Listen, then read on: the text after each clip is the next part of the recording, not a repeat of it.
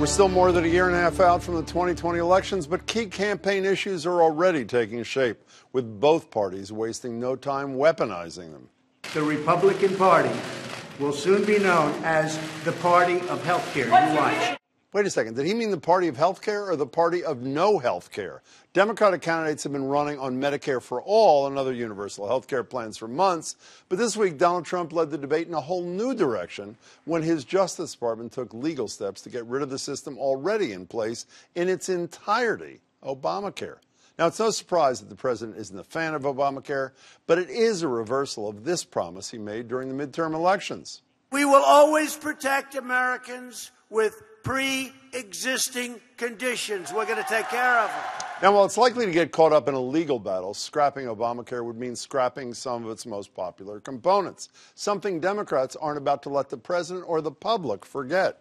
We are going to remind the American people time and time again of that broken promise. The GOP will never stop trying to destroy the affordable health care of America's families. The Republican Party is going to be known as the party of taking health care away from millions of Americans. And while Democrats are trying to position the president as bad on health care, Republicans are hitting them back just as hard on something else. We are now at a point where every Democrat senator who is running for president has endorsed and co-sponsored the Green New Deal, a big green bomb that will blow a hole in our strong, healthy, and growing economy. A sweeping resolution to rein in climate change stalled in the Senate yesterday after Republicans forced a vote on the resolution despite objections from Democrats who wanted to push the vote down the road until after public hearings. Ultimately, every GOP senator plus a few Democrats opposed it, while the rest of the Democratic Party voted present in protest. Mitch McConnell hopes it's the albatross his Republicans can hang around Democrats in 2020, but Senate Minority Leader Chuck Schumer sees it a little differently. Leader McConnell's cynical stunt backfired. A New York Times editorial sums it up. Where's your climate plan, Mr. McConnell? Joining me now to discuss are Jesse Mermell. Jesse's the former communications director for Governor Deval Patrick. Nice to see you, Jesse. Hi, former state treasurer is Joe Malone, and he's a Trump supporter. Good to see you, Joe. So we heard the president, in his own words, say we're going to protect pre-existing conditions, broke that promise. And while they used to preach repeal and replace, now it's just repeal. What I don't understand, forget whether it's a good idea, how is this appeal to any voter in America? Why would anybody like this? It is a head-scratcher because in the midterm elections, that was clearly a very powerful issue for the Democrats. If you're going to repeal it, you better be able to replace it, and I'm not sure what the replacement is. Maybe they have something that hasn't been made public yet, but I don't see it. I agree with you on this. Yeah, and it's not just a head-scratcher for voters. It's a head-scratcher for Republican elected officials. I mean, you had Lisa Murkowski, Marco Rubio, other Republican senators coming out and saying, where the heck is the replacement plan? Because they know exactly what you've just discussed. If you take away coverage of pre-existing conditions, if you take away the ability of folks 26 and under to be on their parents' health insurance plans, this is going to backfire for Republicans. Yeah, and I know one of my least favorite expressions in the world, I heard like 40 times today from Democrats, it's the gift that keeps on giving till 2020. Having said that, it isn't like Donald Trump is going to lie down here, even if he can't explain what the...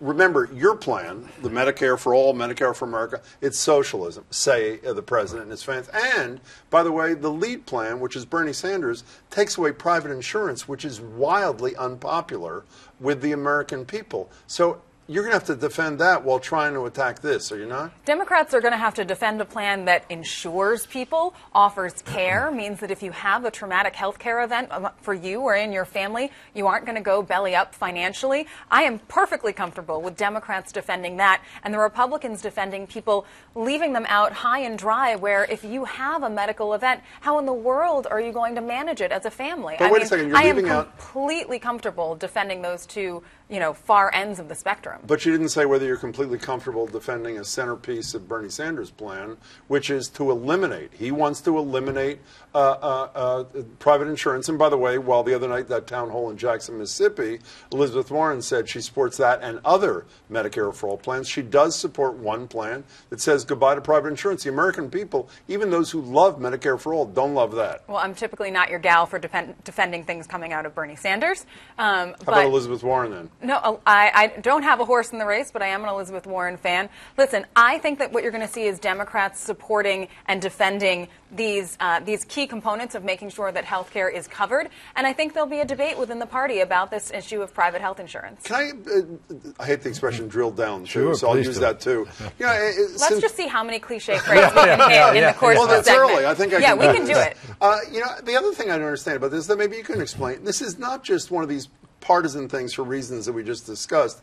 There are at least 8 Republican governors, by my count, early before this show, who bought into the expansion of Medicaid. And you know that old line in politics, you were an elected leader, you know this. It's one thing not to give somebody something, but to give it to them and take it away. What do they say to people, even if they love Donald Trump? Oh, by the way, that Medicaid expansion money for your mother, for your kid, forget about it. So if you listed the 5 top winning issues for Republicans, this one wouldn't be among those top 5, which, again, makes me wonder where it's coming from. I mean, if you're Trump, generally speaking, you're loving the fact that the Democratic Party is going further and further to the left. You're loving the fact that you just got over a 2-year-plus investigation. We're not mentioning Mueller tonight. Yeah. By the way, a reference to the joke. Yeah.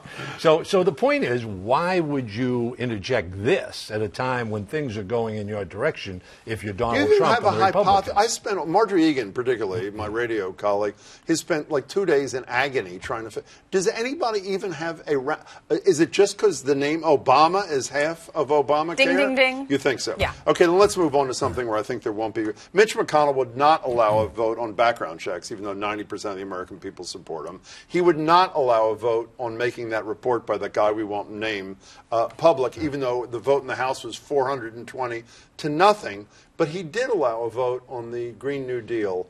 And as I said before, the vote was 57 to zip, with all the Democrats except for 3 or 4 voting present. I have to say, is the strategy purely to try to hang this around their necks? As I said before, that's what the strategy is. I think it gives the Republicans, whether you're running for Congress, Senate, or anything else, or president in 2020, the argument that here is this outrageously irresponsible piece of legislation that they're pushing. It's a resolution. A resolution that they're pushing. And when it was made into a piece of legislation, none of them wanted to vote for it. That's how irresponsible it is. So if you're a Republican, it is a winning game of chess that you just pulled off. There's some there in that argument. And before you respond to that, you know, I remember back the early days of the Affordable Care Act, which I equate to this in the early days to a degree.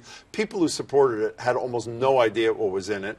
And if you ask the average American, I think they would say the one thing I don't like about it is the one thing that wasn't in it, the death panel. But Sarah Palin did a great job. Aren't Republicans doing a great job saying they want to get rid of cows, they want to get rid of airplanes, even though neither is true? I bet that's what's a huge swath of America actually believes about this. Yes. No? So listen, to quote the great Mel Brooks movie, History of the World, politics, politics, politics. That's what they're playing today with this vote, and that's what they're playing with how they message the Green New Deal. Jesse, you'll agree that happens on both sides of the aisle. Of course, but I think that the truly irresponsible thing to do would be to not take action on climate change, which threatens the future of our entire planet, to not take action on economic inequality, and to not take action on economic growth. If you poll the American people on the pillars of the Green New Deal, which I agree have not been spelled out step by step, but on the concepts, they receive overwhelming support in most cases, and a few are closer to being a plurality. But these are things that the American people want. Tackling climate change by investing in fossil fuels, investing in the infrastructure that would allow us to have a green economy. Could you not paint this, if you were a Republican consultant as good as you are, a Democratic,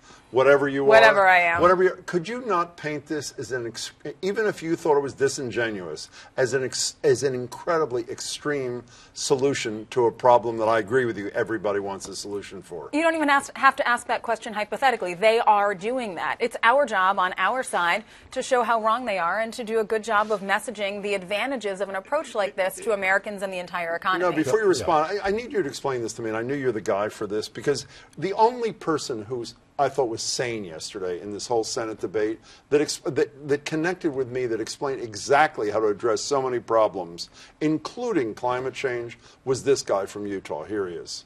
The solution to so many of our problems, at all times and in all places, is to fall in love, get married, and have some kids. This is the real solution to climate change. Babies.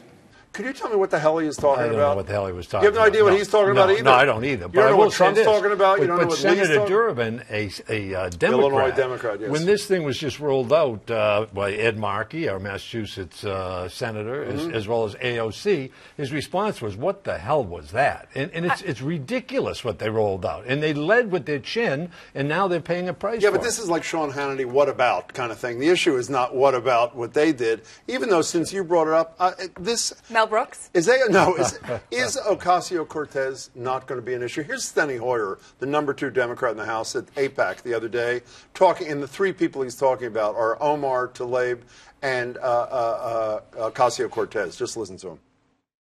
By the way, there are 62 freshman Democrats.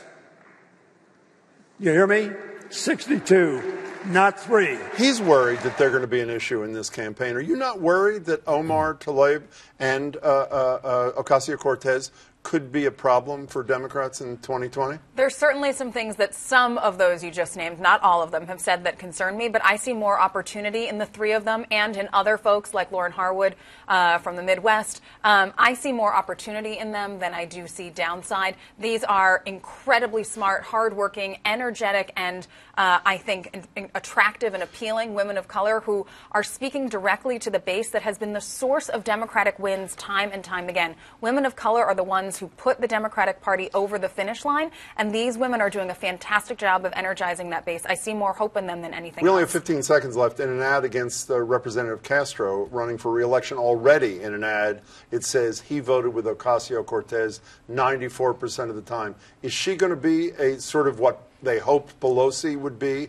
in the last elections, but wasn't? It goes to what I said before. If you talk to or gave truth serum to the old-style Democrats, they'd be saying this party has gone nuts. They're going so far and so hard left. And again, to see Ed Markey up there supporting a piece of a resolution that is $1 trillion a year, that's not the stuff you get elected That with. would save the planet and grow the economy. We got to go. Awful idea. Joe, nice to see you. My pleasure. Jesse, it's great Thanks, as always. Thanks, Thanks Jim. so much for your time, you too. Joe Malone, Jesse Mermell.